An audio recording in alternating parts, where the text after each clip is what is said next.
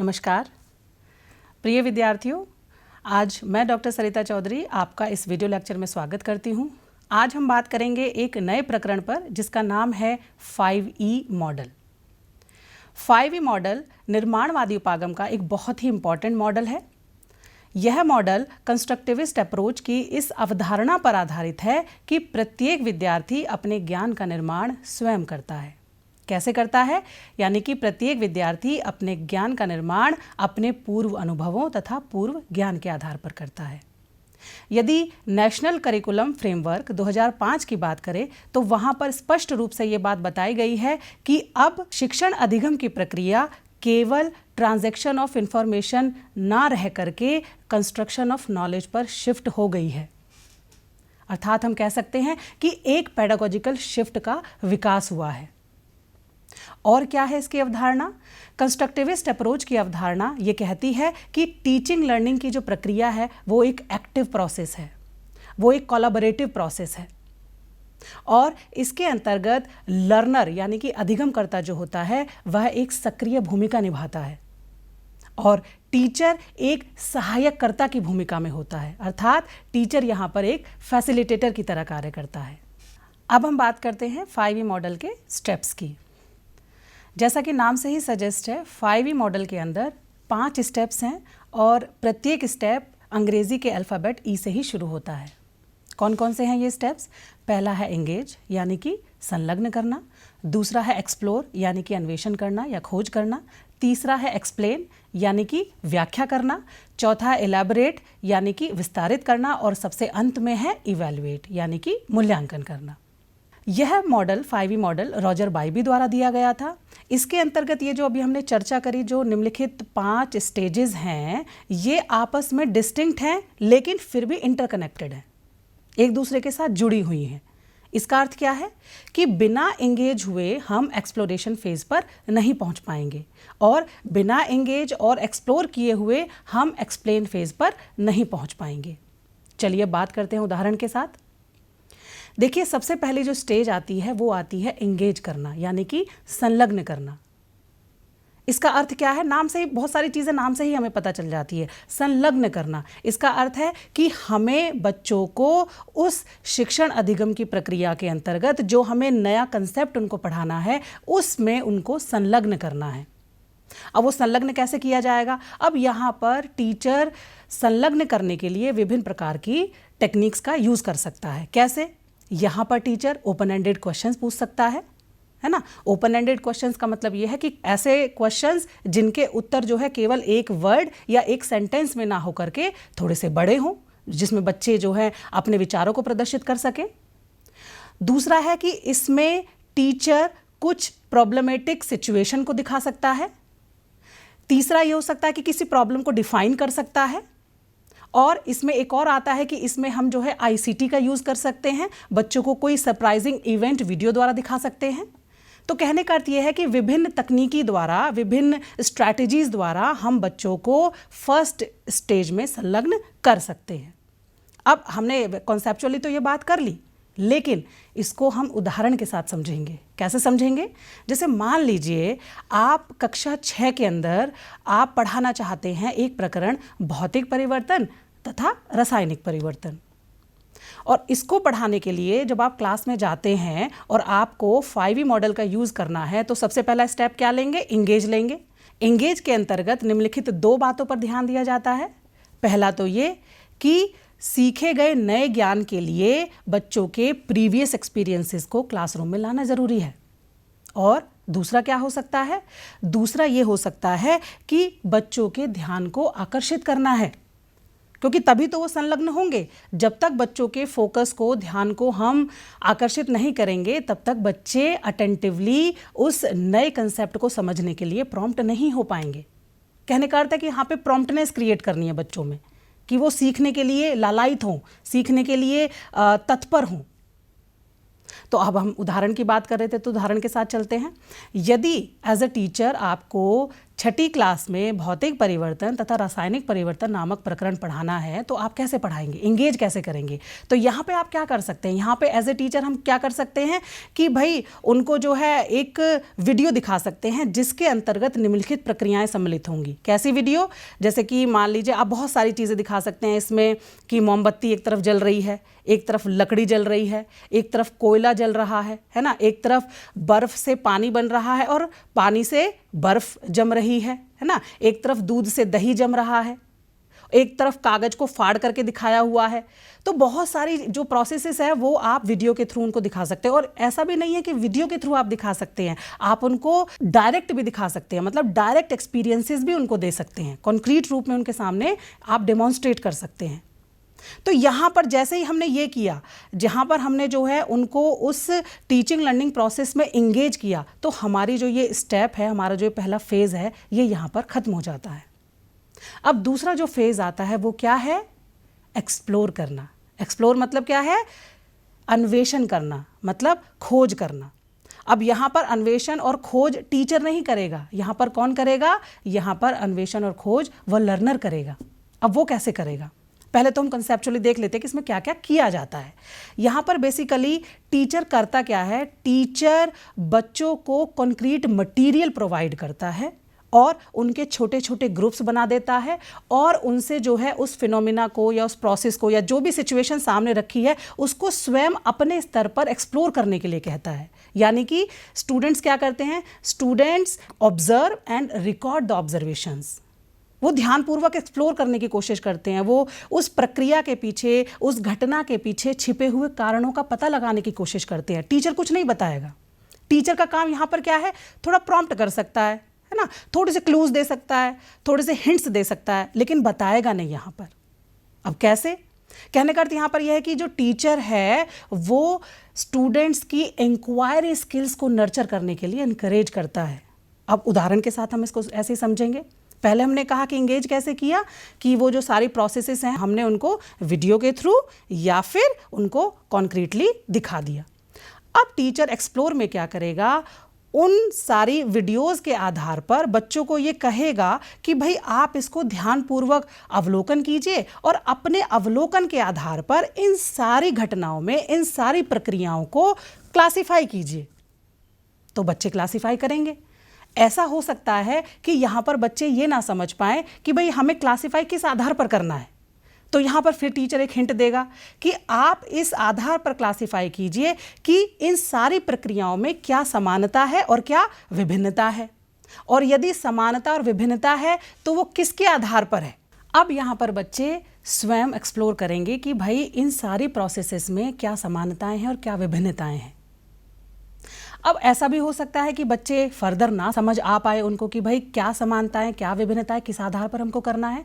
तो यहाँ पर टीचर फिर उनको क्लू दे सकता है कि किस आधार पर आपको इनको क्लासिफाई करना है, कि आप ऐसी प्रोसेसेस देखिए जिसमें प्रारंभिक उत्पाद यानी कि इनिशियल प्रोडक्ट और अंतिम उत्पाद यानी कि फाइनल प्रोडक्ट सेम है, और ऐसी कौन कौन सी प्रक्रियाएँ हैं जिनमें इनिशियल प्रोडक्ट और फाइनल प्रोडक्ट अलग अलग हैं। तो यहाँ पर बच्चे अब क्या करेंगे? ग्रुप में बैठे हुए हैं, वो आपस में डिस्कस करेंगे, ठीक है। उनकी जो इंक्वायरी स्किल्स हैं वो नर्चर हो रही है, एक दूसरे से प्रश्न पूछेंगे, अध्यापक से प्रश्न पूछेंगे। अध्यापक सीधा जवाब नहीं देगा, सिर्फ उनको क्लूज देगा, क्योंकि एक्सप्लोर उनको स्वयं करना है।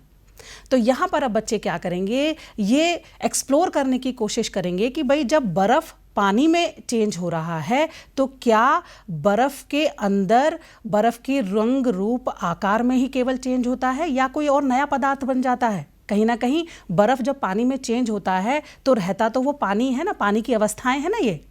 लेकिन जब दूसरी तरफ कोयला जलता है और जब कोयला पूरी तरह जल जाता है तो क्या कोयले के जलने के बाद में जो अंतिम उत्पाद बनता है क्या वह कोयले जैसा होता है? या जब लकड़ी जलती है तो लकड़ी के बाद में जो बचता है, अवशेष जो बचता है, क्या वो लकड़ी जैसा होता है? या जब मोमबत्ती जलती है तो मोमबत्ती पहले तो पूरी होती है और जलने के बाद वो कम हो जाती है। तो इस आधार पर टीचर उनको क्लूज दे सकता है। तो इसमें जो है एक्सप्लोरेशन की प्रक्रिया में फिर बच्चे क्या करते हैं? एक एक्टिव एक्सप्लोरेशन की प्रक्रिया में भाग लेते हैं और ग्रुप बनाकर यानी कि समूह बनाकर अपनी इंक्वायरी स्किल्स को नर्चर करते हैं और स्वयं उस कंसेप्ट को समझने की कोशिश करते हैं। यानी कि यदि इसको एक वर्ड में कहा जाए तो कैसे डिफाइन करेंगे कि यहाँ पर बच्चे लर्निंग बाय डूइंग के द्वारा समझने का प्रयत्न करते हैं। अब यहाँ पर ये दूसरी फेज खत्म हो गई। अब आती है हमारी तीसरी फेज, जिसका नाम है एक्सप्लेन। एक्सप्लेन मतलब व्याख्या करना। ये जो फेज होती है, यहाँ पर टीचर का थोड़ा सा एक एक्सप्लिसिट रोल होता है। एक्सप्लिसिट रोल क्यों हम ये बात कर रहे हैं? ऐसा नहीं है कि हम ये कहते हैं कि जो कंस्ट्रक्टिविस्ट अप्रोच है या 5E मॉडल है, इसके अंतर्गत और जितने भी मॉडल्स आते हैं, कि इसमें जो टीचर है उसकी पैसिव भूमिका होती है। यहाँ पर लर्नर की यदि एक्टिव भूमिका है तो ऐसा नहीं है कि टीचर की पैसिव भूमिका होती है। क्यों? टीचर की भूमिका भी उतनी ही सशक्त होती है। बस बात ये है कि जो टीचर है उसका रोल इम्प्लिसिट होता है, एक्सप्लिसिट नहीं होता। क्योंकि यदि टीचर ही सक्षम नहीं है तो वो टीचिंग लर्निंग सिचुएशन कैसे क्रिएट करेगा? वो ये कैसे देखेगा कि मैं कैसे एंगेज अवस्था में कौन कौन सी तकनीक का यूज़ करूं, किस तरह के क्वेश्चंस पूछूं, एक्सप्लोरेशन के लिए मैं क्या एक्टिविटी दूं, क्या एक्सपेरिमेंट करवाऊं, या किस तरह के कॉन्क्रीट मटेरियल को मैं उन्हें प्रोवाइड करूं, किस तरह के क्लूज दूं, कैसे इनकी जो प्रोसेस स्किल्स हैं या इंक्वायरी स्किल्स हैं वो नर्चर हों। तो ये सारी चीज़ें कहीं ना कहीं एक पर्दे के पीछे टीचर को सोच विचार करनी पड़ती हैं। इसलिए हम ये कहते हैं कि ऊपर की जो दोनों फेज़ होती हैं वहाँ पर टीचर का जो रोल होता है वो कैसा होता है? इम्प्लिसिट है तो इम्पॉर्टेंट ही, सारे पूरे फेज़ में टीचर का रोल बहुत ही सशक्त है और दमदार है, लेकिन इम्प्लिसिट है क्योंकि जो एंटायर होल्ड ऑफ नॉलेज होता है वो लर्नर के हाथ में होता है। यहाँ पर टीचर ऐसी परिस्थिति क्रिएट करता है जिससे अधिगमकर्ता स्वयं अपने ज्ञान का निर्माण कर सके। तो एक्सप्लेन फेज में क्या होता है? एक्सप्लेन फेज में जो बच्चों ने एक्सप्लोर किया है बच्चे उसे एक्सप्लेन करते हैं, और इस एक्सप्लेनेशन की प्रक्रिया में टीचर का बहुत इंपॉर्टेंट रोल होता है। कैसे? अब यहाँ पर जो बच्चे एक्सप्लेन कर रहे हैं, ऐसा हो सकता है कि बच्चों ने उस रीज़न का पता सही से नहीं लगाया हो, या हो सकता है लगा भी लिया हो। तो यहाँ पर टीचर का काम होता है कि बच्चों के मिसकंसेप्शंस को आइडेंटिफाई करना, उनके डिफ़िकल्ट कंसेप्ट को आइडेंटिफाई करना, और उसी के साथ साथ जो नई टर्मिनोलॉजीज़ हैं, जो कंटेंट पढ़ाया जा रहा है, जो उस कंसेप्ट का साइंटिफिकली नेम है, उसको इंट्रोड्यूस किया जाता है यहाँ पर। अब फिर उसको उदाहरण की सहायता से हम समझेंगे। हमने बताया कि बच्चों ने समानता और विभिन्नता के आधार पर दो ग्रुप्स में उनको बांट लिया, जो प्रोसेसेस हो रही थी भौतिक परिवर्तन और रासायनिक परिवर्तन की, लेकिन अभी उनको ये नहीं पता है कि भौतिक परिवर्तन कहते किसे हैं और किस में भौतिक परिवर्तन हो रहा है और किस में रासायनिक परिवर्तन हो रहा है। तो यहाँ पर अब टीचर क्या करेगा? यहाँ पर जब बच्चों के साथ में इंटरैक्ट करेगा तो बोलेगा, भाई बताइए क्या क्या आपने रिकॉर्ड किया है, ऑब्जर्व किया है। तो बच्चे बताएंगे कि यहाँ पर जो है, जो लकड़ी जब जल रही है या कोयला जब जल रहा है तो यहाँ पर जो राख या जो अवशेष उत्पन्न होता है वह पहले उत्पाद से अलग है, मतलब प्राथमिक उत्पाद से अलग है। लेकिन जब हम बर्फ़ की बात करते हैं, जब बर्फ़ गलती है तो पानी बनता है, और कहीं ना कहीं वो पानी का ही रूप है। तो दोनों की जो फेज़ है या दोनों की जो अवस्था है, रंग रूप आकार है, उसमें चेंज नहीं होता। अब यहाँ पर टीचर का रोल, अब यहाँ पर टीचर बताएगा कि हाँ देखिए होता क्या है कि जब किसी प्रक्रिया में नया सब्सटेंस बनता है, यानी कि नया उत्पाद बनता है, तो ऐसी जो प्रक्रियाएं होती हैं, ऐसे जो परिवर्तन होते हैं वो कहलाते हैं रासायनिक परिवर्तन। और ऐसी प्रक्रियाएं, ऐसी घटनाएं जिसमें कोई नया पदार्थ नहीं बनता, केवल पदार्थ के रंग रूप या आकार में ही चेंज होता है, ऐसे परिवर्तन हम कहते हैं भौतिक परिवर्तन। मतलब एक्सप्लोर बच्चों ने ही किया है, बस वहाँ पर एक साइंटिफिक टर्मिनोलॉजी का नाम टीचर ने दे दिया है। और हमने भी मिसकंसेप्शन की भी बात कही थी। अब मिसकंसेप्शन का कैसा है? जैसे यहाँ पर कुछ बच्चे ऐसा है, जैसे मान लीजिए एक उदाहरण इसमें भी दिया हो कि दूध का दही जमना। तो कुछ बच्चे ऐसा कह सकते हैं कि दूध का दही जमना तो मैडम एक फिजिकल चेंज है, भौतिक परिवर्तन है, क्योंकि दूध भी सफ़ेद होता है, दही भी सफ़ेद होती है, थोड़ा सा टेस्ट में तो चेंज होता है। लेकिन यहाँ पर फिर टीचर उनको बताएगा, यदि मिसकंसेप्शन है कि भाई नहीं, जब दूध से दही जब जमता है तो उसके अंदर फर्मेंटेशन की प्रक्रिया होती है, यानी किण्वन की प्रक्रिया होती है, और उस किण्वन की प्रक्रिया में लैक्टोबैसिलस नामक एंजाइम जो है वो लैक्टिक एसिड का फॉर्मेशन करता है। अब एक्सप्लेन फेज में ऐसा भी हो सकता है कि कुछ बच्चे ये कहें कि जब कोयला जलता है या जो लकड़ी जलती है और उसमें बाद में जो अंतिम उत्पाद बनता है, मतलब जो राख जो बचती है, वो तो कोयला और लकड़ी का ही तो रूप है, उसमें क्या चेंज है? तो यहाँ पर टीचर फिर यहाँ पर उसको एक मिसकंसेप्शन को दूर करेगा। वो बताएगा कि जब कोयला जलता है तो कोयले के जलने की प्रोसेस में कार्बन डाइऑक्साइड गैस बनती है, इसका मतलब नया पदार्थ बना। और यदि इसी तरह से मोमबत्ती के जलने का एग्जाम्पल यदि आपने पहले दिया है, बच्चों ने उसको एक्सप्लोर किया है, एक्सप्लेन किया है, तो यहाँ पर टीचर फिर उनको बताएंगे कि इसी तरह से जब मोमबत्ती जलती है तो उसके अंदर दोनों प्रक्रियाएं होती हैं, एक भौतिक परिवर्तन की भी और एक रासायनिक परिवर्तन की भी। कैसे? जब मोमबत्ती जल रही है, जलने के द्वारा जो CO2 यानी कि कार्बन डाइऑक्साइड और वेपर्स जो निकल रही हैं वह उदाहरण है रासायनिक परिवर्तन का, और जो मोम जो पिघल रहा है मोमबत्ती के जलने के फलस्वरूप वह उदाहरण है भौतिक परिवर्तन का। तो इस तरह से जो है टीचर और स्टूडेंट के म्यूचुअल इंटरैक्शन द्वारा एक्सप्लेन फेज को पूरा किया जाता है। अब नेक्स्ट आती है हमारी इलैबोरेट फेज। इलैबोरेट का मतलब क्या है? जैसा कि नाम से ही सजेस्ट है, विस्तारित करना। इसमें क्या किया जाता है? इसमें सीखे गए कंसेप्ट को अदर इंटर रिलेटेड कंसेप्ट्स के द्वारा कनेक्ट किया जाता है, और जो कंसेप्ट सीखा है उसको रियल लाइफ सिचुएशन में अप्लाई करने के लिए टीचर द्वारा इनकरेज किया जाता है। अब कैसे? इसको भी इस उदाहरण से समझेंगे। हम कहाँ तक पहुँच गए थे? हम ये पहुँच गए थे कि टीचर ने बच्चों के एक्सप्लोरेशन की सहायता से भौतिक परिवर्तन और रासायनिक परिवर्तन को बता दिया, डिफाइन कर दिया, एक्सप्लोर बच्चों ने किया, और दोनों की म्यूचुअल इंटरैक्शन के द्वारा भौतिक परिवर्तन और रासायनिक परिवर्तन को समझा गया। अब इलैबोरेशन फेज में टीचर क्या करेगा? टीचर बच्चों से कुछ रियल लाइफ एग्जांपल्स देने के लिए कहेगा कि भाई इनके अलावा जो अभी हमने एक्सप्लोर किया है, इनके अलावा आप दैनिक जीवन में बताइए ऐसी कौन कौन सी घटनाएं हैं, ऐसी कौन कौन सी प्रक्रियाएं हैं कि जिसके अंतर्गत भौतिक परिवर्तन होता है और जिसके अंतर्गत रासायनिक परिवर्तन होता है।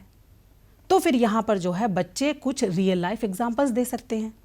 फॉर एग्ज़ाम्पल वो बता सकते हैं कि जब हम नींबू का शरबत बनाते हैं या चीनी का शरबत बनाते हैं तो वहाँ पर चीनी के केमिकल कंपोजिशन में कोई चेंज नहीं होता, मतलब नया उत्पाद कुछ नहीं बना। और जब हमने नींबू को काटा तो नींबू का काटना भी क्या है? एक भौतिक परिवर्तन है। लेकिन जब हम उस नींबू पानी को पी रहे हैं, है ना, जब वो डाइजेशन प्रोसेस जब हो रही है तब वो कौन सा परिवर्तन है? तब यहाँ पर जो है बच्चे बता सकते हैं, क्योंकि डाइजेशन की प्रोसेस में जो हमारे कंपोनेंट्स हैं, जो फूड कंपोनेंट्स हैं, उनको सिंपलर फूड कंपोनेंट्स में तोड़ा जाता है। तो इसीलिए यह जो प्रक्रिया है, पाचन की प्रक्रिया, एक रासायनिक परिवर्तन का उदाहरण है।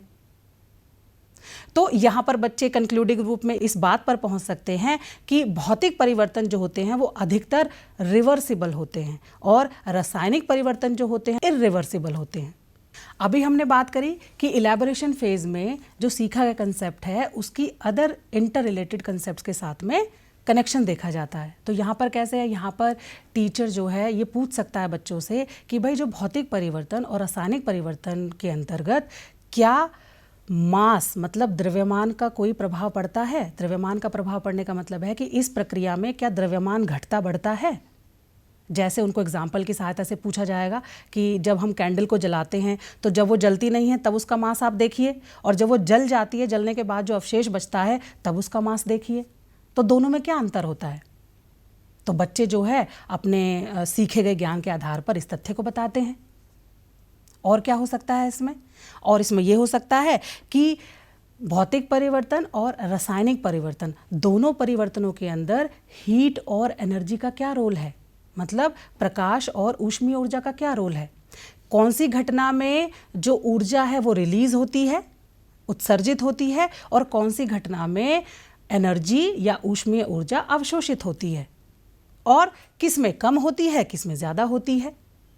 तो इसका अर्थ यह है कि हमने जो और अदर रिलेटेड कंसेप्ट्स है उसको इस भौतिक परिवर्तन और रासायनिक परिवर्तन से संबंधित किया और इसको जानने का प्रयास किया। अब लास्ट हमारी जो फेज आती है वो आती है इवैल्यूएट। इवैल्यूएट का मतलब क्या है? मूल्यांकन करना। अब यहाँ पे मूल्यांकन करने का कतई मतलब ये नहीं है कि पहले की चारों फेजेस में मूल्यांकन नहीं किया गया। कंस्ट्रक्टिविस्ट अप्रोच यानी कि निर्माणवादी उपागम के अंतर्गत जो इवैल्यूएशन की अवधारणा है वो क्या है? वो इवैल्यूएशन ऑफ लर्निंग नहीं है, यानी कि असेसमेंट ऑफ लर्निंग नहीं है, वो है असेसमेंट फॉर लर्निंग। सीखने के लिए मूल्यांकन है, सीखने का मूल्यांकन नहीं है। तो यहाँ इसका क्या अर्थ है? इवैल्यूएशन का अर्थ ये है कि यहाँ पर जो इवैल्यूएशन होता है वो असेसमेंट फॉर लर्निंग होता है, यानी कि डायग्नोस्टिक होता है, प्रोसेस ओरिएंटेड होता है। जो सीखी गई पूरे स्टेप्स है, जो सीखे गए पूरे प्रक्रिया है, उसके अंतर्गत इवैल्यूएशन किया जाता है। अब वो जो इवैल्यूएशन या असेसमेंट किया जाता है वो कैसे किया जाता है? वो उसके लिए टीचर कुछ अल्टरनेटिव असेसमेंट मेजर्स का प्रयोग करता है। क्या यूज़ कर सकता है? टीचर चेकलिस्ट यूज़ कर सकता है, और ऑब्जर्वेशन तो उसका सबसे प्रोमिनेंट टेक्निक है। ऑब्जर्वेशन के द्वारा ही वो देख रहा है कि किस ग्रुप में कौन बच्चा एक्टिवली पार्टिसिपेट कर रहा है, इंक्वायरी कर रहा है, नहीं कर रहा है, एक दूसरे के साथ में एक्टिविटी परफॉर्म कर पा रहा है, प्रोसेस स्किल्स जो साइंस प्रोसेस स्किल्स होती हैं क्या उनको एग्जीक्यूट सही से कर पा रहा है। तो टीचर फर्स्ट स्टेप से लेकर आखिरी स्टेप तक प्रोसेस स्किल्स को ऑब्जर्व करता है और साथ ही साथ इंक्वायरी स्किल्स को भी ऑब्जर्व करता है। तो एक तो टेक्निक ऑब्जर्वेशन हो सकती है, अभी हमने बताया चेकलिस्ट हो सकती है, उसके अलावा रूब्रिक्स भी हो सकती है। तो इस तरह से यदि हम देखें तो कई तरह की इनफॉर्मल असेसमेंट टेक्निक्स का यूज़ किया जाता है। लेकिन यहाँ पर क्योंकि ये फेज़ इवैल्यूएशन फेज़ है तो कहीं ना कहीं कुछ ओवरऑल मूल्यांकन भी तो किया जाएगा। वो कैसे किया जाएगा? तो यहाँ पर ये जो इवैल्यूएशन का मतलब है वो ये है कि कंसेप्ट को पढ़ाने से पूर्व कहीं ना कहीं टीचर के मस्तिष्क में यह बात होगी कि इस प्रकरण को या इस कंसेप्ट को पढ़ने के बाद बच्चे को क्या क्या आ सकेगा, मतलब शिक्षण अधिगम उद्देश्यों की पूर्ति किस सीमा तक हो सकेगी। तो उसके आधार पर जब टीचर इवैल्यूएशन करता है, जब किसी ऐसी टूल या टेक्निक का यूज़ करता है, तो वहाँ पर हम इसको कह देते हैं इवैल्यूएशन। तो यहाँ पर टीचर क्या कर सकता है? इसके लिए टीचर यहाँ पर प्रेजेंटेशंस ले सकता है बच्चों की, कुछ कॉन्सेप्ट मैप बनवा सकता है कि उसमें जो है अलग अलग प्रोसेसेस दे दें और उसके अंतर्गत क्या क्या घटनाएं हो रही हैं या जो प्रोसेस हो रही है, मतलब उनकी भौतिक चेंज हो रहा है या केमिकल चेंज हो रहा है, उसके आधार पर वो जो है एक दूसरे से कंसेप्ट्स को लिंक करे और जो है एक कंसेप्ट मैप बनाकर दे सकते हैं। तो कहने का अर्थ ये है कि इवैल्यूएशन फेज़ जो है वो कैसी है?